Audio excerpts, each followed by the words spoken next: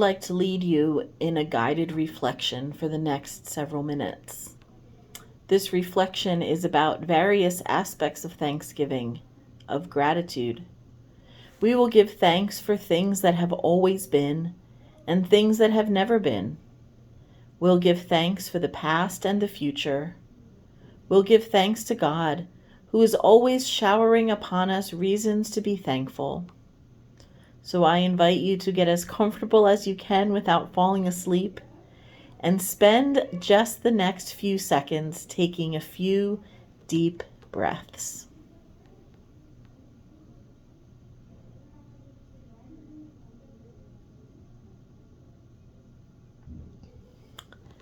Dinner at a new restaurant, seeing old friends, just getting my slippers and my comfy pants out of storage. I have given thanks for each of these things in recent days, and each has been something new, a change from an earlier condition or a recent addition to the world at large. Now, I don't know about you, but for me, giving thanks for new things or for things that have recently changed takes up most of my gratitude time. The new things jump out at us. They vie for our attention. The things that have always been there remain in the background, quietly making our lives comfortable or joyful or meaningful. Because the things that have always been don't call attention to themselves. We fail to give thanks to God for them as often as we should. For the next several moments, I invite you to think of something that you can't remember doing without. It can be as basic as breath or your dog's earnest affection. It can be the simple fact that you've always had clean clothes in your drawer or a hot meal on the table. Think of something you've never given thanks for because it has silently endured throughout your life, never calling attention to itself and never failing to make your life better. Give thanks to God for this something that has always been. Now we'll take a look at the opposite, thanking God for things that have never been. This type of gratitude is possibly even more difficult than the previous kind because it involves stepping into other people's shoes in order to appreciate your gifts and blessings. When we stand in another's shoes, we gain the capacity for perspective. Sometimes it's difficult to see when you're right up close to them and seeing them from the same angle you always do. To give thanks for something you've never had, you will need to view your life from that other perspective. Perhaps you'll give thanks because diseases that have affected people all over the world for hundreds of years won't affect you because you were inoculated as a baby. Perhaps you'll give thanks because you've never known a time when your stomach was so empty for so long that you forgot how to be hungry. Perhaps you'll give thanks because every time you slept outside in your life, you did so because you chose to, and you always had s'mores as the campfire died down. For the next few moments, I invite you to think of something you've never experienced. Something you don't want to experience because it's unhealthy or degrading or worse. Now thank God that this has never happened to you. But don't stop there. Recognize that the thing that has never been always is happening somewhere in the world. Maybe next door, or a few blocks away, or across an ocean. How can you help make that thing change from an always is to a never again?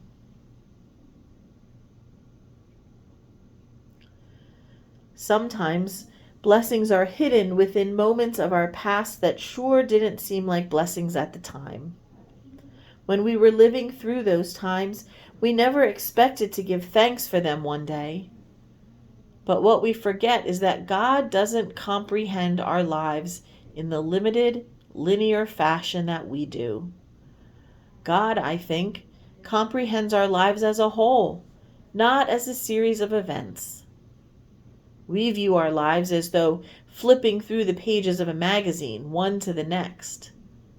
God sees our lives as collages, in which all the pages are pasted together. So for the next several moments, I invite you to give thanks for something in your past that didn't seem like a cause for gratitude at the time. Reflect on how this event fits into the overarching narrative of your life. What did you learn from it? How did God support you as you went through it? What do you know now that God knew then?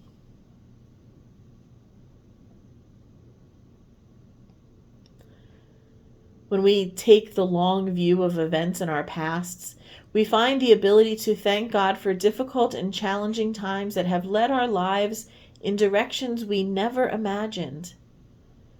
This sort of gratitude accomplishes more than simple thanks to God.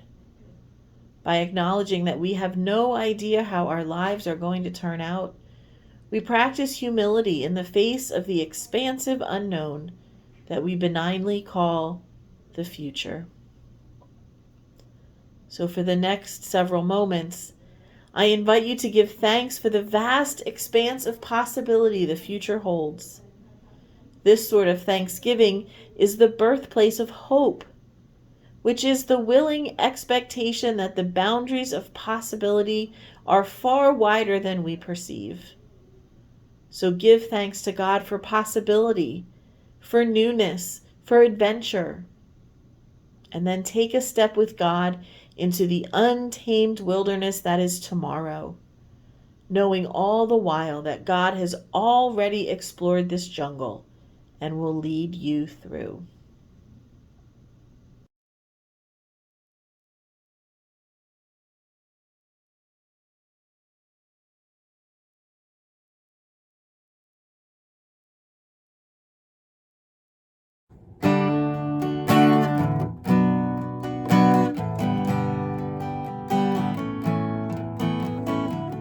Dreamed I went to heaven, you were there with me. We walked upon the streets of gold, beside the crystal sea. We heard the angels singing, and someone called your name. You turned and saw this young man, and he was smiling as he came. And he said, friend, you may not know me now. But then he said, but wait, you used to teach my Sunday school when I was only 8. And every week you would say a prayer before the class would start. And one day when you said that prayer, I asked Jesus in my heart. Thank you for giving to the Lord. I am life that was changed. Thank you for giving to the Lord. I am so glad you gave. Then another man stood before you and said, remember the time a missionary came to your church and his pictures made you cry. You didn't have much money, but you gave it anyway. Jesus took the gift you gave, and that's why I'm here today. Thank you for giving to the Lord. I am life that was changed. Thank you for giving to the Lord. I am so glad you gave. One by one they came, for as your eyes could see, each life somehow touched by your generosity. Little things that you had done, sacrifices made, they were unnoticed on the earth and in heaven now proclaimed. And I know up in heaven you're not supposed to cry, but I am almost sure there were tears in your eyes as Jesus took your hand and you stood before the Lord. He said, my child, look around you, for great is your reward. Thank you for giving to the Lord.